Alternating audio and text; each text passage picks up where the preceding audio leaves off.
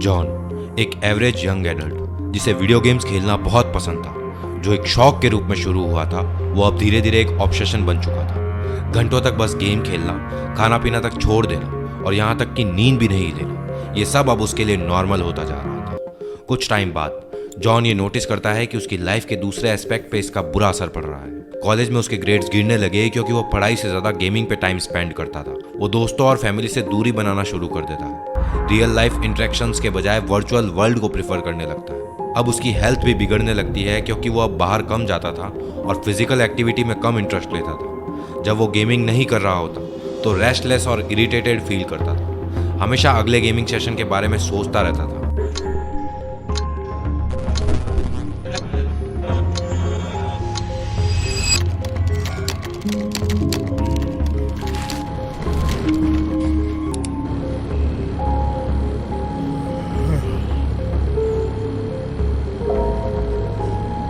और फिर एक दिन जॉन अपने एक इम्पॉर्टेंट एग्जाम में फेल हो जाता है और उससे तब होश आता है कि उसका ये एडिक्शन उसकी लाइफ के दूसरे एस्पेक्ट पर बुरा असर डाल रहा है, उसकी ज़िंदगी को ख़राब कर रहा है। और वो एक रात डिसाइड करता है कि अब मुझे अपनी लाइफ में चेंजेस लाने की ज़रूरत है। लेकिन उसकी ये एडिक्शन उस पर इतनी हावी हो जाती है कि अब उसके लिए इसे ओवरकम करना बहुत मुश्किल दिखाई देता है। ठीक टपाक डम डम।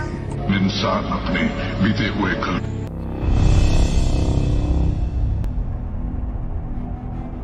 तुम्हें भी अपनी लाइफ में कभी ना कभी ऐसा फील हुआ होगा। तुम रात को सोने की तैयारी करते हो, अपने बेड पर लेटते हो और सोने ही वाले होते हो, लेकिन नींद आने के एग्जैक्टली 10 मिनट पहले तुम्हें कल के लिए एक बहुत स्ट्रांग वाली होप आती है और तुम प्लान्स बनाते हो कि कल से तो मैं ये करूँगा, न्यू यूट्यूब चैनल खोलूँगा, न्यू स्किल्स सीखूंगा और पैसा ही पैसा कमाऊँगा। पर जैसे ही अगला दिन आता है तुम्हें पता ही नहीं लगता 1 घंटा कब बेड पर निकल गया, पॉटी करते वक्त पता ही नहीं लगता आधा घंटा कब बाथरूम में बीत गया, खाना खाने के बाद पता ही नहीं लगता सुबह से शाम कब हो गई। रात को सोने से पहले फिर से डिप्रेसिंग फील होता है और थोड़ी देर बाद फिर लगता है कल का दिन तो मेरा ही है। अगर तुम भी इस सर्कल में फंस चुके हो then let me tell you the biggest reason behind this, और वो है तुम्हारा एडिक्शन ऑफ डोपामीन। पर ये डोपामीन होता क्या है? We get rewarded by hearts, likes, thumbs up. And we conflate that with value and we conflate it with truth. A whole generation is more anxious, more depressed. I always felt like fundamentally it was a force for good. I don't know if I feel that way anymore.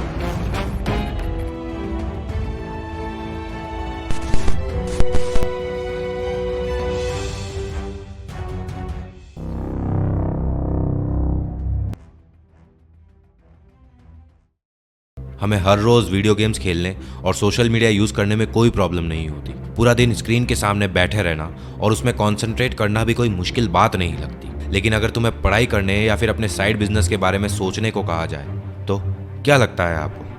आप इसके बारे में उसी curiosity से सोच पाओगे जिस curiosity के साथ आप अपने फोन की स्क्रीन के सामने बैठे रहते हो? What we know about addictions neurologically is that all addictive things, including your smartphone, increase dopamine in your brain at the levels of the ventral tegmental area and the nucleus accumbens. Dopamine makes you feel good, satisfied, but also increases your drive. That drive is important because it's the drive that makes you do things over and over again. दरअसल पढ़ाई, exercise, business development या कोई productive चीज करने से long term में ज्यादा फायदा होता है, पर फिर भी हम टीवी देखना, वीडियो गेम्स खेलना और सोशल मीडिया यूज करना ज्यादा पसंद करते हैं। तुम सब भी सोच रहे होंगे कि ये ऑब्वियस है क्योंकि एक एक्टिविटी आसान है और इसमें ज़्यादा मेहनत नहीं लगती और दूसरी मुश्किल है और इसे करने के लिए अपने आप को पुश करना पड़ता है। लेकिन वही कुछ लोग ऐसे हैं जो पढ़ाई, एक्सरसाइज या फिर अपने साइड प्रोजेक्ट्स पे काम करना भी एंजॉय करते हैं। जैसे Elon Musk, he works 100 hours a week. जब वो स्पेस एक्स और अपने अदर प्रोजेक्ट्स में एंगेज नहीं हुए थे तो दिन की 2 बुक्स पढ़ते थे, यानी हफ्ते की 14 और साल की लगभग 700 बुक्स। तो सवाल ये है, क्यों कुछ लोग मुश्किल चीज़ें करने में भी मोटिवेटेड होते हैं? क्यों कुछ लोगों से वो सारे काम हो जाते हैं जो हम सबको करने में दिक्कतें आती है? क्यों हमें किसी एक टास्क पर फोकस करने में मुश्किलें आती है? क्या कोई तरीका है मुश्किल चीज़ें आसान बनाने का? इन सारे सवालों के जवाब जानने के लिए सबसे पहले हमें समझना होगा ब्रेन के न्यूरोट्रांसमीटर डोपामीन को।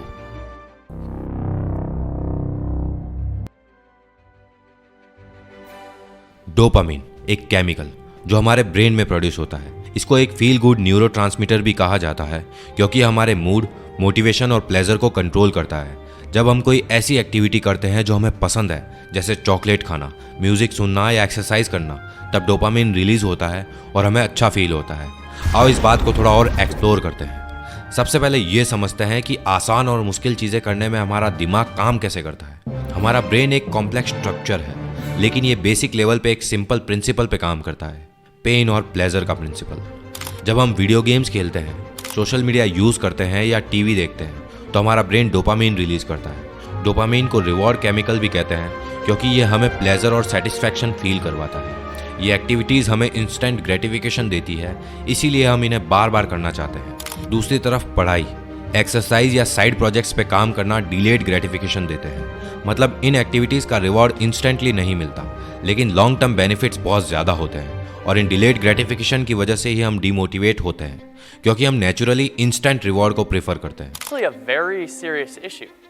We as a society are losing the ability to delay gratification. Guys, immediate gratification is literally killing us. Delayed gratification is something that we can learn, something we can improve on, and hopefully share to future generations who are more stimulated and inundated with technology than we are today.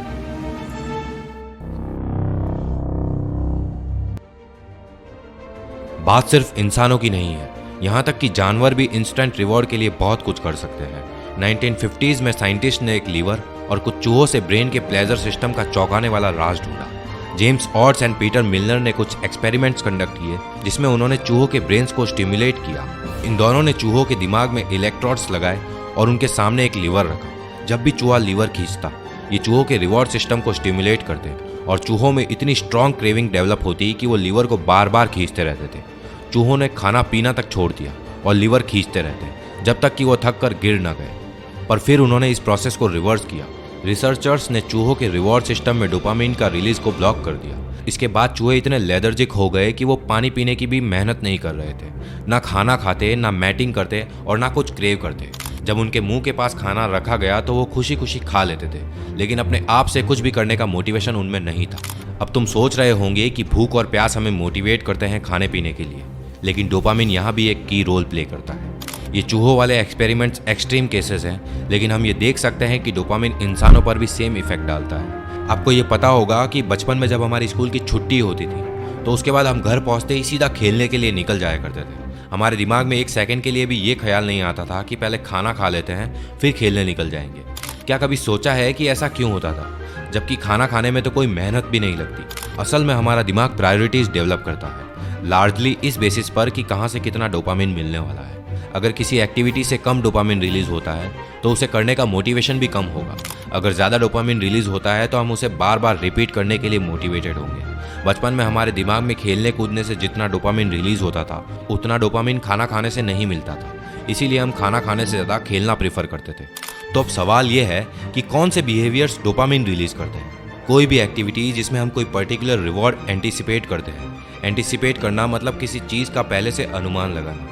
तो ऐसी कोई भी activity जिसमें हम पहले से किसी particular reward का अनुमान लगाते हैं, डोपामिन रिलीज करती है। अगर किसी एक्टिविटी में इमीडिएट रिवॉर्ड नहीं है तो हमारा दिमाग डोपामिन रिलीज नहीं करेगा। जैसे कंफर्ट फूड खाने से पहले दिमाग डोपामिन रिलीज करता है, क्योंकि हम ये एंटिसिपेट करते हैं कि ये फूड हमें अच्छा फील कराएगा।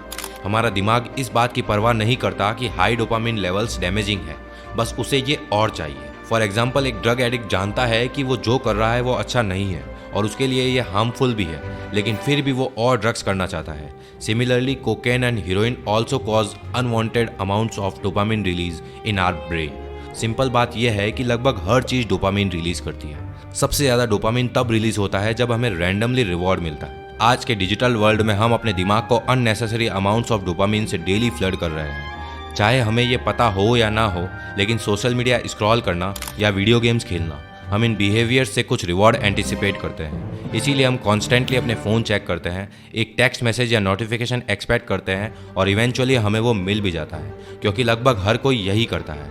हम वही डोपामिन हिट लेने की कोशिश कर रहे हैं जैसे वो चूहे कर रहे थे। पर इन सब में दिक्कत क्या है? आप सोच रहे होंगे कि इन सब से मुझे कोई नुकसान नहीं होगा, लेकिन आप गलत हो।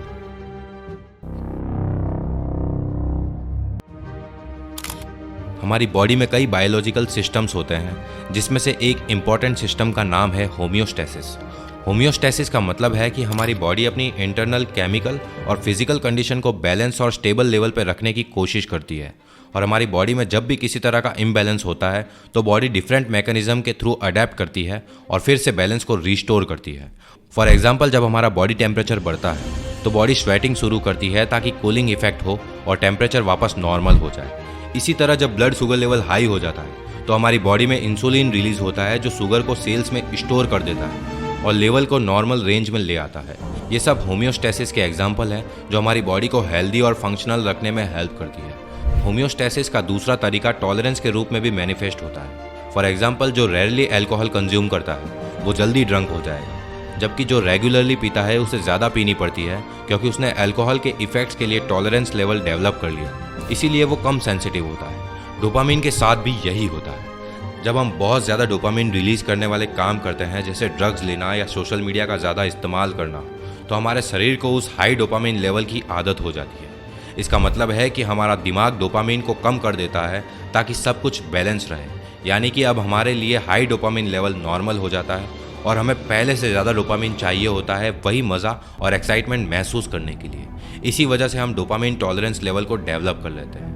लेकिन इन सब में क्या दिक्कत आ रही है? हमारी बॉडी जब ये सब खुद अडेप्ट कर रही है तो हमें इससे क्या प्रॉब्लम होगी? अगर आप ऐसा सोच रहे हो तो सॉरी टू से, बट मैं आपकी इस सोच को भी गलत साबित करने वाला हूँ। ये एक बहुत बड़ी प्रॉब्लम है क्योंकि जो एक्टिविटीज़ ज़्यादा डोपामिन रिलीज नहीं करती वो आपको अब इंटरेस्टिंग नहीं लगेगी, इसीलिए आप उन्हें करने के मोटिवेशन को भी लूज़ करने लगोगे। आप बोर फील करोगे और आपको नॉर्मल एक्टिविटी में कम फन मिलेगा क्योंकि वो आपके लिए ज़्यादा डोपामिन रिलीज नहीं करेगी। इसीलिए हम वीडियो गेम्स खेलना और सोशल मीडिया ब्राउज करना पसंद करते हैं रेदर देन पढ़ना या काम करना। इसीलिए ड्रग एडिक्ट्स को नॉर्मल लाइफ जीना मुश्किल लगता है। वो ड्रग्स लेते हैं और उनका डोपामिन टॉलरेंस इतना हाई हो जाता है जिससे कि उनकी नॉर्मल लाइफ उससे मैच ही नहीं कर पाती। वो चूहों की तरह हो जाते हैं जो कुछ भी करने की मोटिवेशन लूज़ कर देते हैं। जब हम हाई डोपामिन के इफेक्ट्स एक्सपीरियंस करते हैं तो हम लो डोपामिन बिहेवियर्स को एंजॉय करने के लायक नहीं रहते, जस्ट लाइक दोज रैट्स। अब सवाल ये उठता है, क्या कुछ ऐसा है जो हमें इससे बचा सकता है? कोई ऐसी एक्टिविटी है जो हमें इस डोपामिन के जाल से बाहर निकाल सकती है? जवाब है डोपामिन डिटॉक्स। डोपामिन डिटॉक्स का मतलब है अपने ब्रेन को रीसेट करना, स्पेशली जब हम excessive digital activities and high pleasure activities जैसे सोशल मीडिया, वीडियो गेम्स या ड्रग्स से ज़्यादा स्टिमुलेट हो रहे होते हैं। तो ये रीसेट हमारे ब्रेन के डोपामिन रिसेप्टर्स को सेंसिटाइज करता है। मतलब वो नॉर्मल एक्टिविटीज़ जिसमें हमें ज़्यादा मज़ा नहीं आता था उनमें हम फिर से प्लेजर फील करने लगते हैं। आज के फास्ट पेस्ड डिजिटल वर्ल्ड में डोपामिन डिटॉक्स बहुत ही ज़रूरी है क्योंकि ये हमें अलाउ करता है कि हम अपनी मेंटल वेलबींग मेंटेन करें, पर्सनल ग्रोथ को फोस्टर करें और बैलेंस लाइफस्टाइल अचीव करें। इसका सही तरीके से इम्प्लीमेंट करने से हम अपनी लाइफ को पर्पसफुल, एन्जॉयबल और मीनिंगफुल तरीके से जी सकते हैं। इसके लिए तुम्हें एक दिन निकालना पड़ेगा जिसमें तुम सारी हाईली स्टिमुलेटिंग एक्टिविटीज़ को अवॉइड करोगे। तुम्हारा दिमाग हाई अमाउंट्स ऑफ डोपामिन से फ्लड करना बंद करेगा और तुम्हारे डोपामिन रिसेप्टर्स रिकवर करने लगेंगे। एक पूरे दिन के लिए आप थोड़ा फन करो, बिना इंटरनेट के, बिना फ़ोन या कंप्यूटर के, बिना म्यूज़िक सुनने के या जंक फूड खाने के। पूरे दिन के लिए सब एक्सटर्नल प्लेजर सोर्सेज को रिमूव करो, बोर्डम को एम्ब्रेस करो एंड ट्रस्ट मी, ये काफ़ी बोरिंग होने वाला है। लेकिन इस बोर्डम से तुम्हें हारना नहीं है। इससे बचने के लिए वॉक पे जा सकते हो, मेडिटेट कर सकते हो और अपने थॉट्स के साथ टाइम स्पेंड कर सकते हो। लाइफ और गोल्स पे रिफ्लेक्ट कर सकते हो और कोई भी आइडियाज़ लिख सकते हो एक फिजिकल पीस ऑफ पेपर पे। ये सब इंटेंस लग सकता है, लेकिन अगर आपको रेडिकल रिजल्ट्स चाहिए, अगर आपको जल्दी रिजल्ट्स चाहिए तो आपको रेडिकल एक्शंस भी लेने पड़ेंगे। हम सब कुछ हद तक डोपामिन एडिक्ट्स हैं और ये अच्छी बात है क्योंकि डोपामिन हमें अपने गोल्स अचीव करने और अपने आप को इम्प्रूव करने के लिए मोटिवेट करता है। पर ये आपको डिसाइड करना है कि आप डोपामिन कहाँ से लोगे। The choice is yours. चलिए मिलता हूँ अगली वीडियो में, तब तक के लिए अपना ख्याल रखो, मेहनत करो और हमेशा आगे बढ़ते रहो।